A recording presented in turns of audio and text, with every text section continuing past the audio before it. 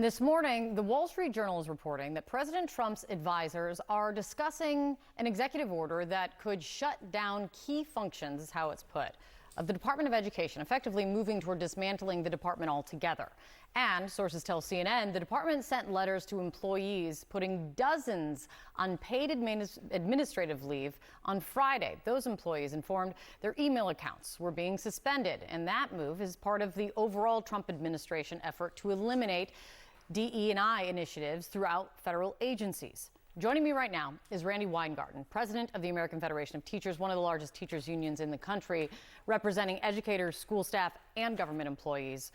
Randi, this reporting from the Wall Street Journal, just to dive into it a little bit more, is they're basically weighing how to dismantle and how far they can go to dismantle the Department of Education. Here's the line. The officials have discussed an executive order that would shut down all functions of the agency that aren't written explicitly into statute or move certain functions to other departments. That's according to people familiar with the matter.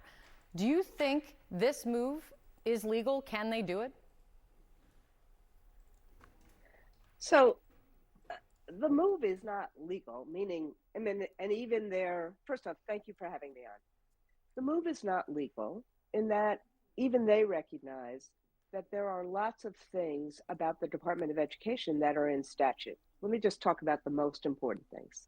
The money that goes out for kids with disabilities, the money that goes out for kids who are low income, the money that goes out for the career tech ed programs, the money that goes out for work study programs, the money that goes out for kids who are learning English.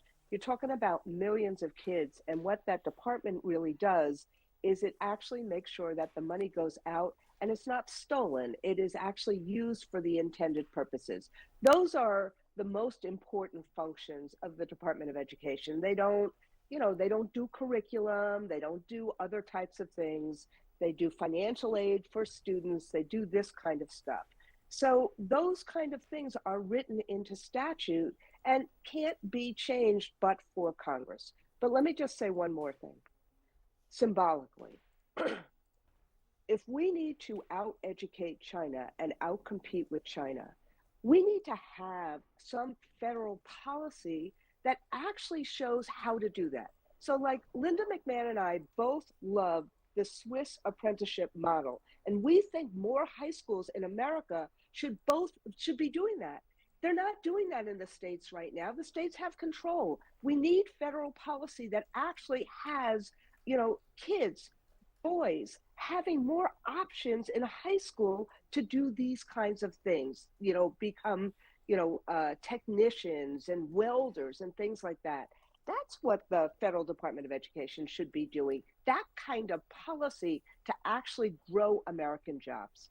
Do you think, with what you listed out, with these big functions being written into statute, meaning that it would take an act of Congress to change things about, do you think this is, are you saying you think this is more scare tactic and threat, or do you think that this effort that's being led by Elon Musk and Doge will actually impact the Department of Education? It will totally impact the Department of Education, but more than the Department of Education, it will impact individuals.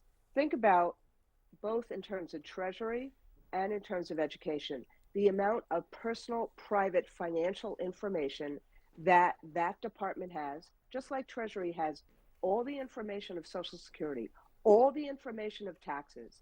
In the Department of Education, it has so much personal information for people. So the question is, why is an unelected person who is taking this information, private information, from people who have trusted the Department of Education to give them their financial information? That, to me, is the scariest thing. Nobody elected Donald Trump or Elon Musk to take their private information.